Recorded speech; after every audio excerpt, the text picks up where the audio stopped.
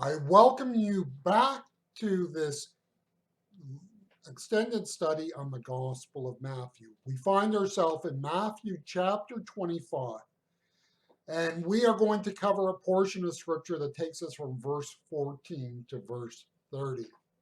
I'm going to be reading from today's English version, which is found in the Good News Bible.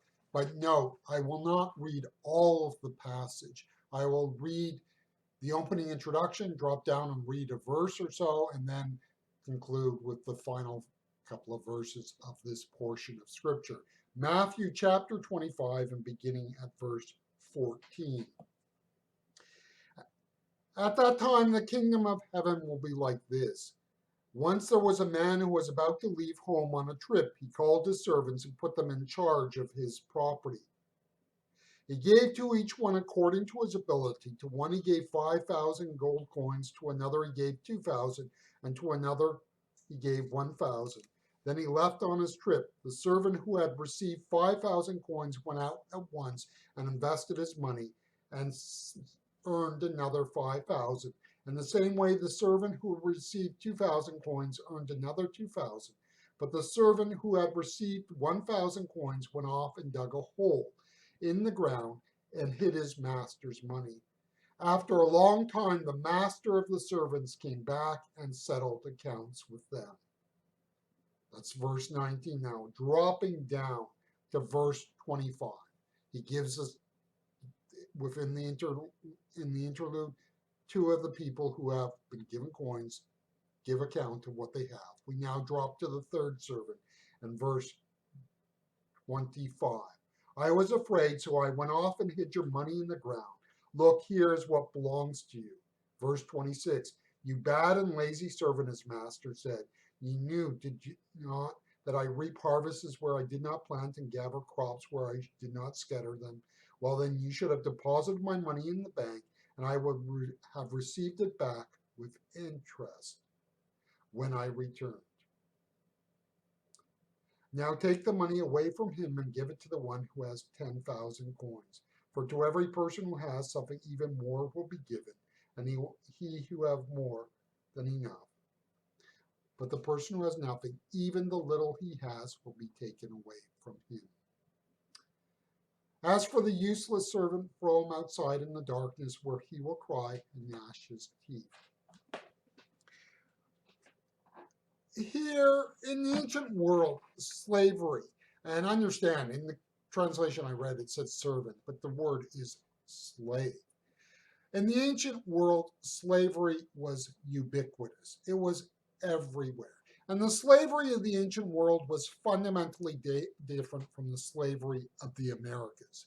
And that is critical because if we read into ancient world slavery, our understanding of what we find in the Americas, we will misread things.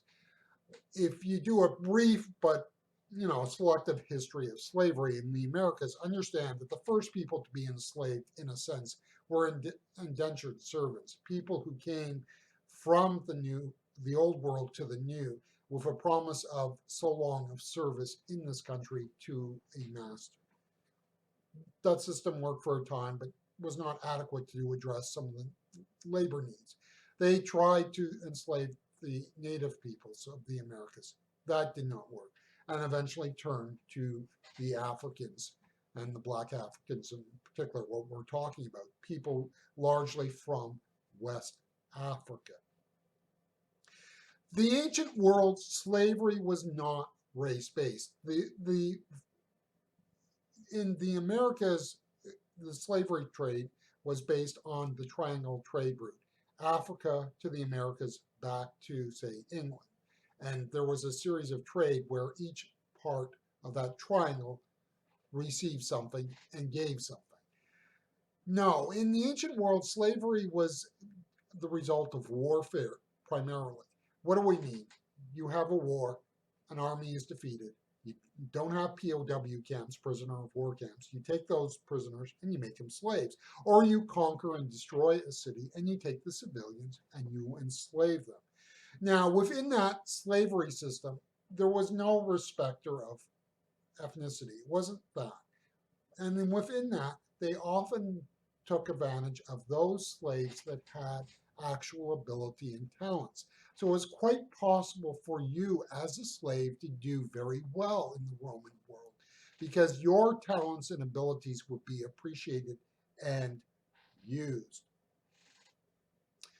And so that's the background here. Understand that these people were slaves, slaves with ability, and slaves entrusted by their master to do what they needed to do. It was not unusual in that time and place for a wealthy landowner to have multiple estates in different places of the Roman Empire. In our day and age, we may not have people holding multiple large estates that are used for farming purposes, but it's not unheard of to have people who have multiple homes. They might have a home in New York City, they might have a home, say, on the Amalfi Coast of Italy, they might have a home on the Mexican Riviera, multiple homes. Now, of course, the problem is when you're that rich is you're not going to be having one bedroom apartments. You're going to have, well, from my perspective, palatial estates. And those estates are going to require people to manage them when you're not there. You have no choice because you have issues of heating, you have issues of plumbing, you need maintenance, the grass needs to be cut, whatever. The point is you have to ensure that there are people taking care of those estates even when you are not there. And in this parable, the master turns to trusted slaves who he felt could be dependent on to take care of things while he was gone. So they are given a series of investments to take care of and to deal with importantly. Notice the confidence that the master has in them and the expectation that they will do what is required of them.